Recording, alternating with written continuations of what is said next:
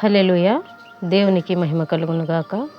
ఈరోజు వాక్య ధ్యానంలో మనం యూదా రాజ్యాన్ని 6 సంవత్సరాలు పరిపాలించిన ఏకైక రాణి అయిన అతల్యను గురించి తెలుసుకుందాం. ఈమె ఆహాబు యెజబెలుల కుమార్తె. ఈమె తన సొంత కుటుంబ సభ్యులను అతి కిరాతకంగా హతమార్చింది. ఈమెది రాజుల చరిత్ర కాబట్టి చరిత్రలో జరిగిన కొన్ని విషయాలను మనము నేర్చుకుందాం. ఇశ్రాయేలీలు 12 గోత్రముల వారు 10 మంది ఒకవైపు, 2 మరొక వైపు విడిపోయారు. ఇది ఏ కాలంలో జరిగిందంటే సొలొమోను పరిపాలన తరువాత ఈ ఇశ్రాయేలీలు 2గా విడిపోయారన్నమాట. అయితే ఈ అతల్య అనే ఆమె ఈ 2గా విడిపోయిన యూదులు అంటే యూదా రాజ్యాన్ని ఈమె పరిపాలించింది. మన కుటుంబాల్లో ఏదైనా ఒక సంఘటన జరిగిందంటే మనం వెంటనే దాన్ని సరిచేయాలి, సరిదిద్దాలి, మార్పు తీసుకురావాలి. ఇక్కడ మనం చూసినట్లయితే తన కుటుంబంలో రక్తం ఏరులై పారుతున్నా ఎలాంటి మార్పు తనలో రాలేదు. ఈమె కళ్ళ ముందే తన తండ్రి చనిపోయాడు, తల్లి గుర్రాలతో తొక్కబడి చంపబడింది, తన భర్త తన కళ్ళ ముందే చనిపోయాడు. అంతేకాదు తన కుమారుడు తన కళ్ళ ముందే చనిపోయాడు. అయినా ఈమెలో ఎలాంటి మార్పు రాలేదు. ఈమె ఎలాంటి పాఠం నేర్చుకోలేదు. ఈమె పద్ధతి అస్సలు మార్చుకోలేదు. ఈమె పేరే అతల్య. ఈమె గురించి బైబిల్ గ్రంథంలో 2 చోట్ల వ్రాయబడి ఉంది. 2వ రాజులు 8:26లో, 11లో మరియు 2వ దినవృత్తాంతములు 23, 21, 22లో కూడా రాయబడి ఉంది. అతల్య అను మాటకి అర్థం దేవుని గణపరచుట అని. కానీ ఈమె జీవితం పేరుకు తగినట్లుగా ఏమాత్రమూ లేదు. ఈమె సామాన్యమైన వ్యక్తి కాదు. ఈమె తండ్రి ఒక రాజు, ఈమె సహోదరుడు కూడా ఒక రాజు, ఈమె మామగారు ఒక రాజు, ఈమె భర్త ఒక రాజు, ఈమె కొడుకు కూడా ఒక రాజు. ఈమె కూడా ఒక రాణిగా 6 సంవత్సరాలు పరిపాలించింది. దేవుడు ఈమెకు ఎంతో ధన్యతనిస్తే, ఎంతో ఉన్నతమైన స్థితినిస్తే ఈమె దాన్ని దుర్వినియోగం చేసింది. దేవుని గణపరచవలసిన అతల్య సాతాను పరిపాలన చేసింది. విగ్రహారాధనలోనికి తన ప్రజలను నడిపించింది. అతల్యను దేవుడు కనికరించి ఒక బిడ్డనిస్తే ఆ బిడ్డని మంచి మార్గంలో నడిపించవలసింది పోయి మంచి బుద్ధులు నేర్పి తనను సరిచేయవలసింది పోయి తన కుమారునికి దుర్మార్గతను నేర్పించింది, సమాజాన్ని భ్రష్టు పట్టించింది. సెయింట్ అగస్టిన్ అనే ఒక వ్యక్తి బహు దుర్మార్గుడు. అలాంటి వాడు ఆ దేశంలోనే మరెవరు కూడా లేరంట. అలాంటి వాడి కోసం తన తల్లి 19 సంవత్సరాలు తన బిడ్డ కొరకు ప్రార్థనలు చేసిందంట. అయితే ఆ చుట్టుపక్కల వారందరూ కూడా ఆమె ప్రార్థనలు విని, ఎందుకమ్మా నీకేమన్నా పిచ్చా, ఎందుకు ఇన్ని సంవత్సరాలుగా నువ్వు ప్రార్థన చేస్తున్నావు కానీ నీ బిడ్డలో ఎలాంటి మార్పు రాలేదు, నువ్వు ప్రార్థించే కొద్దీ నీ బిడ్డ దుర్మార్గం ఎక్కువైపోతుంది, మరి కొంచెం దారుణంగా తయారవుతున్నాడు, నీ ప్రార్థన దేవుడు ఆలకించట్లేదు, నువ్వు నీ ప్రార్థనని మానివేయి అని అందరూ అంటున్నా ఆ తల్లి పట్టు విడవక 19 సంవత్సరాలు తను తన బిడ్డ కోసం కన్నీరు కార్చి దేవుడు పాదాల దగ్గర ప్రార్థిస్తూనే ఉండేదంట. అయితే 19 సంవత్సరాల తరువాత అతను ఒకరోజు మారు మనసు పొందాడు.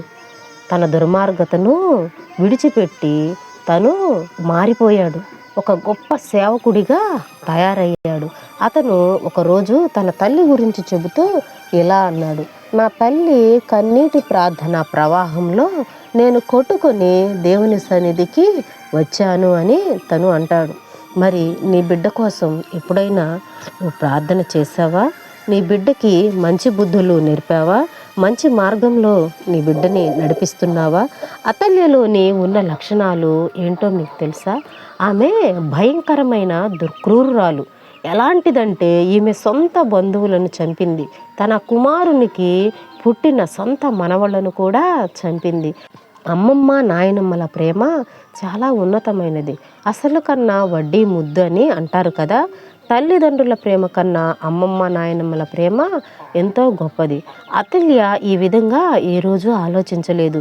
ఎప్పుడైతే కొడుకు చనిపోయాడో అప్పటి నుంచి ఆమెకు పదవికాంక్ష మొదలయ్యి తన సింహాసనం ఎక్కాలని ఆశపడుతుంది. అందుకు ఈమెకు ఎవరైతే అడ్డుగా ఉన్నారో వారిని చంపేస్తుంది. అహజ్య చెల్లి అయిన యెహోషబ తన అన్న కుమారుడైన యోవాషును కాపాడి అతన్ని 6 సంవత్సరాలు కనపడకుండా దాచిపెడుతుంది. 6 సంవత్సరాలు గడిచిన తరువాత యూదా దేశస్థులందరూ కలిసి ఆ బాలుణ్ణి రాజుగా ఎన్నుకుంటారు. అయితే ఇతను నెలలు రోజులు బిడ్డనమాట.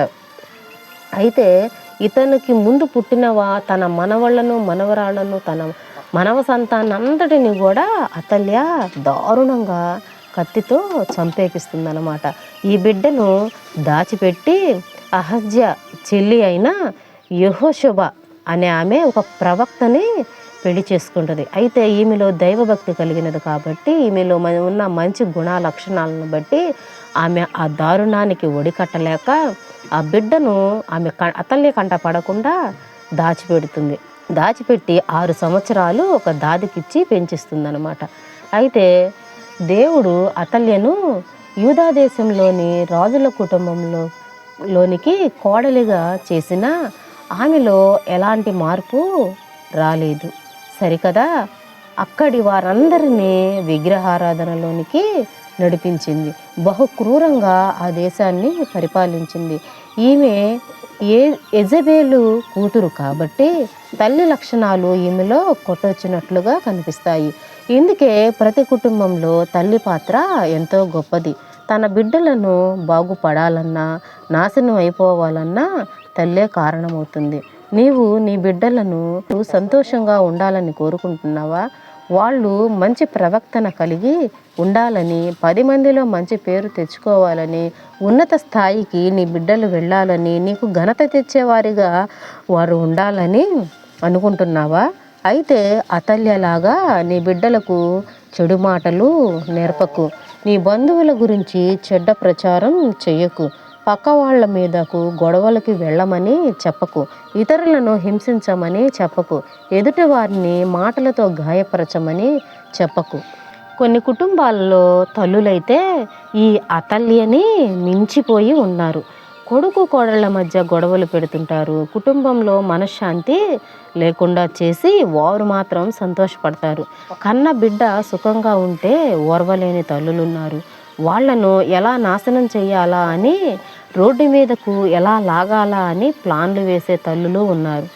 తల్లి కోసం తన కొడుకు తన తల్లి కోసం ఎంత చేసినా, ఎంత పెట్టినా, ఎంత శ్రమ పడినా విశ్వాసం లేకుండా కొడుకు మీద బంధువులకు చాడీలు చెప్పే తల్లులు ఉన్నారు.